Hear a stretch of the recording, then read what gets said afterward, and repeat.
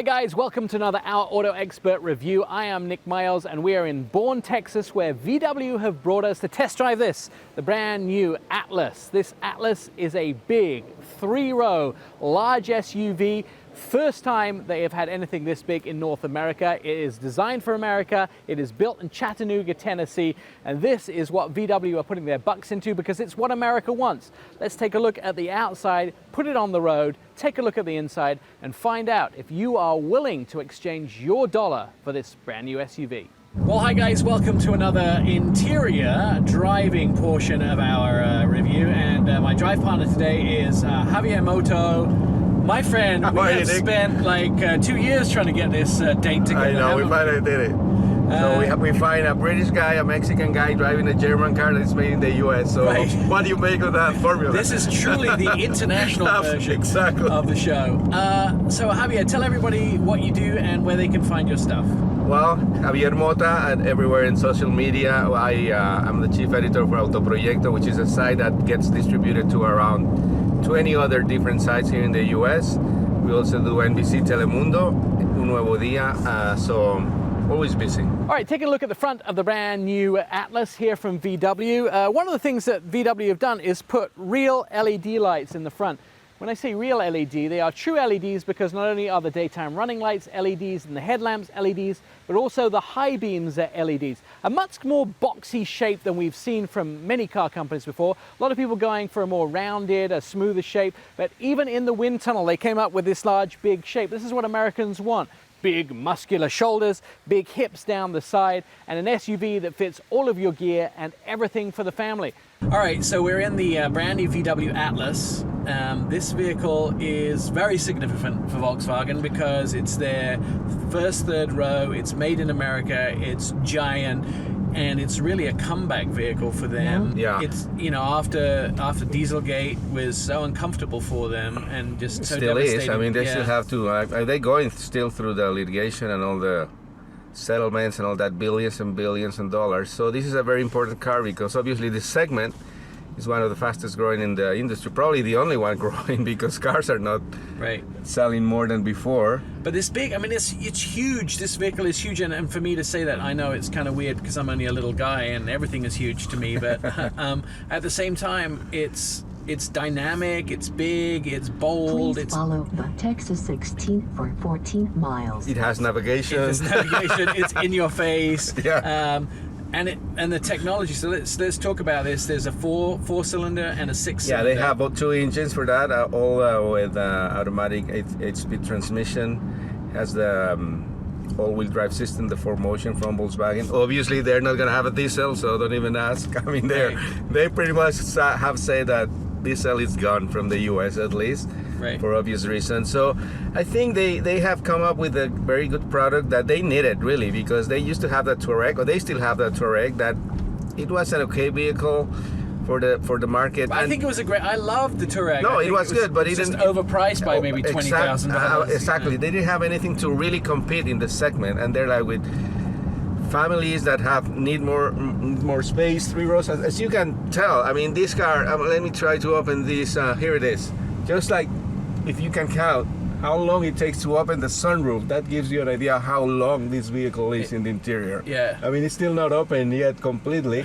Finally, 10, 9, there you go. I mean, that long. Yeah, that's huge. And then you have the third row behind that. Right. And then after the third row, still a bit of space to put like 3 or 2 of carry-ons, like side to side. Yeah. So it's a very big vehicle, and they claim that 2 adults, regular size, quote unquote, can fit comfortably back there. So we'll have to try that. We'll definitely get in the back and see if that works. Now, one of the problems when you get your kids who have to get in and out of the back row, they like to operate the seats themselves. And you could have a car seat in here as well. Well, VW have made it fairly easy. One clip, the seat tips forward, and you have space for a car seat. Easy entry into the third row. The other thing about this is it's fairly sparse, but nice. Yeah. Like, it's not ugly on the inside. It's not cheap. No, absolutely no. I mean, you can see everywhere. I mean, we're driving the top model, the top trim. SEL yeah, there's 5 versions. So I think from what the initial feeling of the driving, I mean, I've been a passenger, you've been driving more. So from this side, it feels solid. It's quiet. We get a lot of road noise here because the roads here in Texas aren't that great.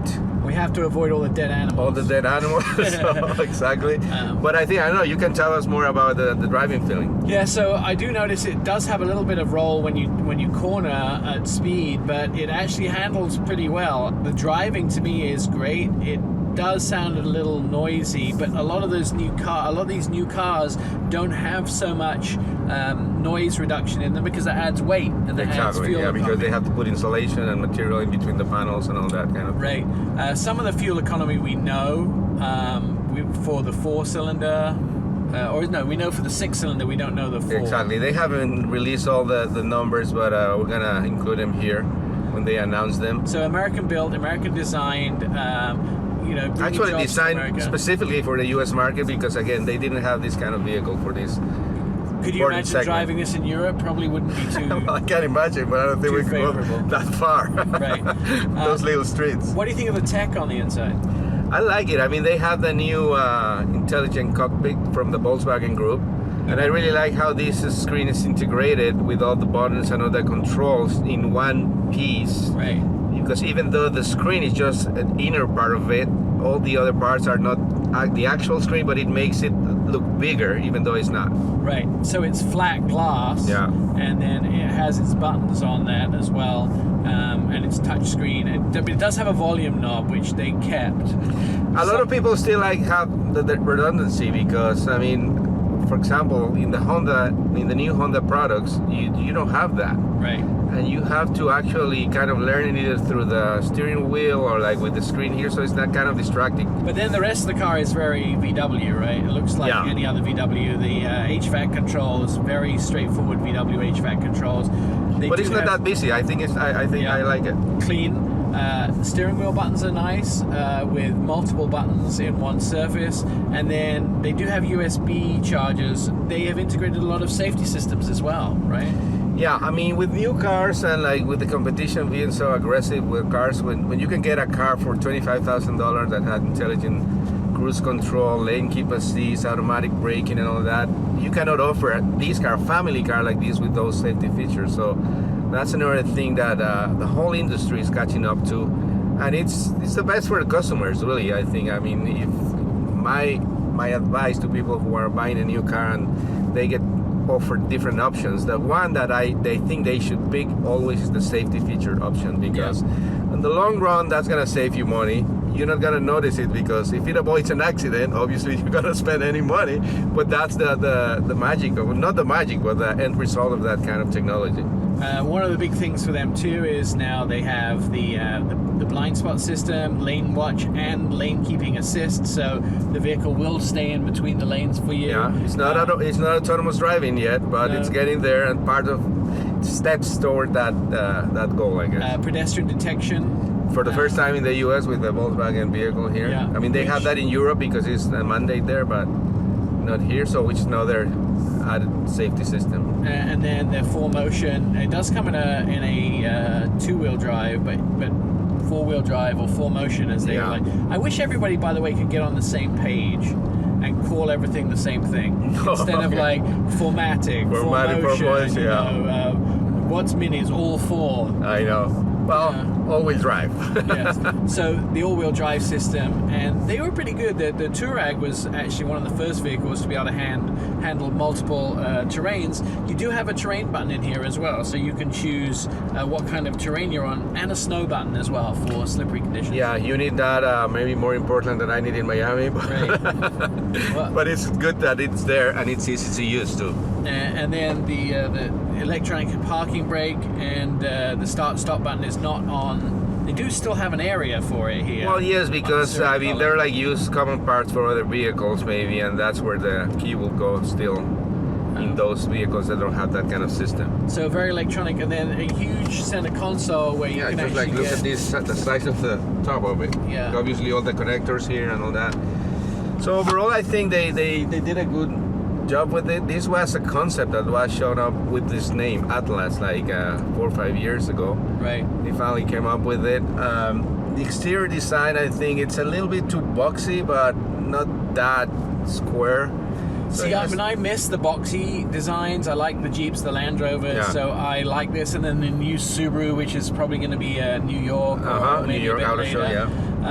That's very boxy. I like the boxy design, but people have been moving away from that because of aerodynamics. Exactly, they need, and especially in this kind of big vehicle, they needed a lot of the aerodynamics, which it still has. I mean, this one still has, and in this particular color, which is the color they have What was it showing, called? showing the car. I can't remember what it's called. It's kind of a gold color. Yeah, they've been showing it like this all over the auto shows since Right. this was first shown in LA, I believe, last year. Right. So very attractive. Obviously, they have the normal colors: gray, black, white. I do like I like these colors, but I'm not sure I could live with some of the bright colors. This Well, I bright think it color has to every fit day. where you live. I mean, Miami, it would would go. work. In LA, maybe it will work. In other cities, I'm not sure. Here in Texas, it looks okay today. Yeah, but I'm not sure every day I'd want to get out with that color. I don't know. Exactly. And then they do have black wheel option as well. Yeah, obviously, like any other cars. I mean, they don't consider this like a luxury car because they want to appeal to a broader demographic. But they want to give you the luxury features. Exactly, they are there if you want them. Now think about this. I was thinking about this when we first got in this vehicle, Javier.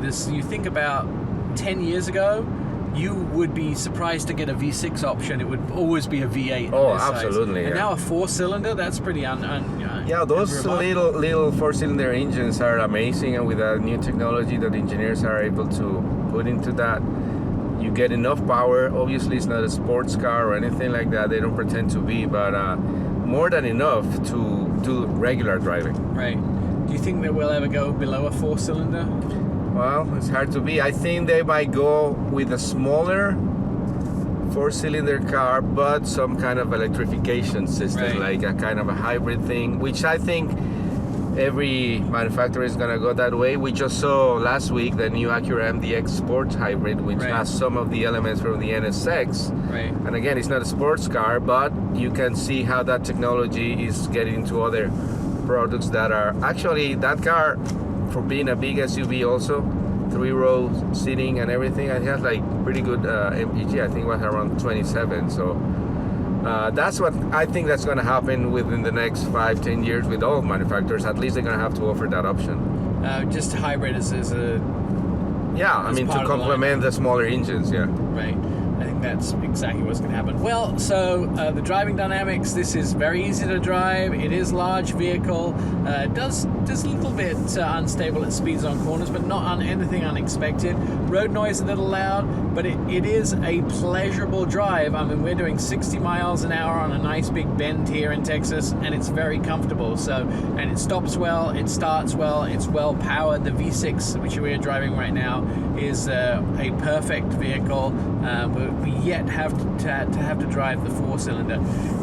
Thank you, Javier, for being Thank my you, Nick. guest. And today on this Test Miles review, please go to either testmiles.com or ourautoexpert.com and check it out, more videos, and hit that little subscribe button down the bottom and become friends with us, because we like you and we like the rest of your family as well.